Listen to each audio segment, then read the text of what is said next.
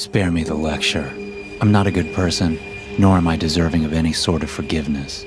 I've done terrible things, or at least aided other people in committing unforgivable acts. This is my last message, and while I'm not asking for your damn sympathy, I'd like to explain my side of the story.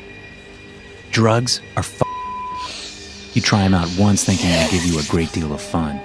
Then you realize you enjoyed it a little too much to just never do them again. Then you promise yourself the next hit will be the last. And before you know it, you're knee-deep in debt to sketchy figures who'd happily remove your kneecaps if you missed a deadline. For me, I'd already accepted death, but they weren't about to let me off the hook that easy. Instead, they made me a deal. I'd sell weapons on the dark web, deal with the risks and administrative sides of things, and they'd forgive my debt. That was fine for me. The drugs had absolutely numbed the moral center of my brain. I was given the key to a storage facility, alongside some passwords and other login information. It was an easy enough task all in all. My only job would be to handle the purchases, pick up the weapons, and deliver them at a designated point. If I got arrested, it would still be better than death. Such was the deal. Over the next few years of my less than legal service, I'd never see my debt collectors again. I would only stay in contact through a dark web chat service, getting brief and concise messages. Job number 9382. Location, redacted. Time, 12:43. I would confirm with a simple yes or no, and then I'd be given access to the chat with the potential customer, who'd tell me exactly what they needed. Give me 2 number 7s and a number 12, they'd say. We never spoke about weapons. We just used the pre-agreed upon codes. It would make it easier should either side get caught by the police. Time and place works? I'd ask. Yeah, see you there. I wouldn't actually ever see them. I'd go to the designated area, pick up the cash, which was hidden somewhere inconspicuous, and then drop the bag off and leave. The less we knew about each other, the better. During the process, I managed to stay away from drugs. Not that I had the money to buy them anyway, but if I wanted to live, I had to keep clean. I even met a girl, dated her, fell in love, got married. 5 years together as I secretly dealt weapons to strangers online. I wasn't proud of myself, but I was content. As long as I just pretended I didn't have a choice, everything would be fine.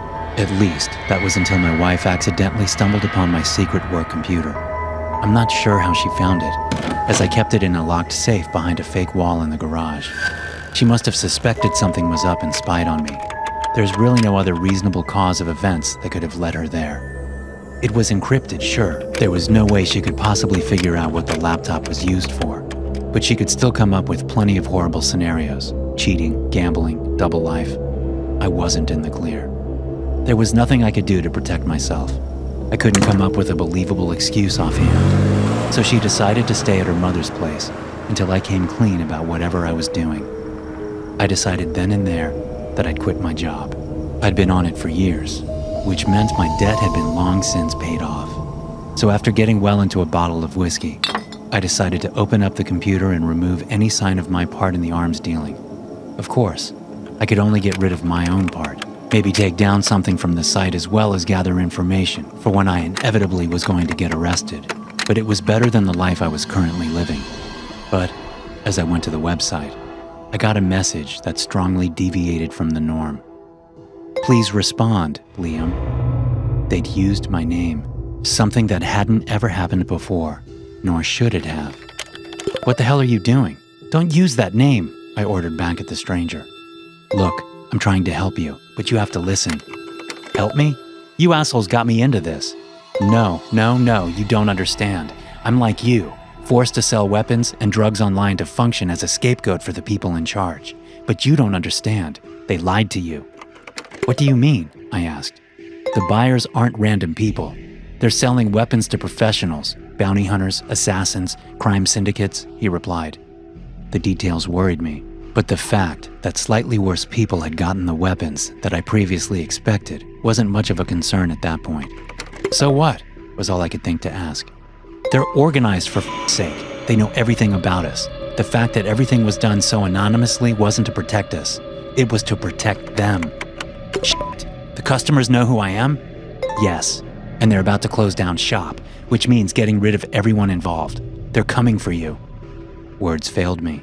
as the undeniable truth I should have known the entire time hit me. They were never intending to release me from this job. They were planning to kill me.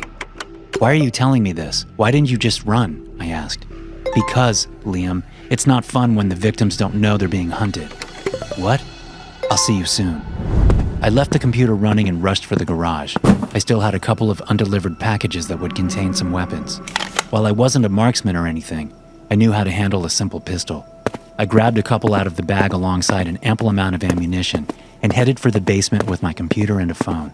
Once locked, I prepared to call the police. It rang once, then twice. On the third ring, I heard another message pop up on the computer. "Did you really think it would be that easy?" They managed to brick my phone, making it impossible to call for help. "Why are you doing this?" "Can't let you keep running around with all that information. We've been watching you, Liam. Quitting was never an option.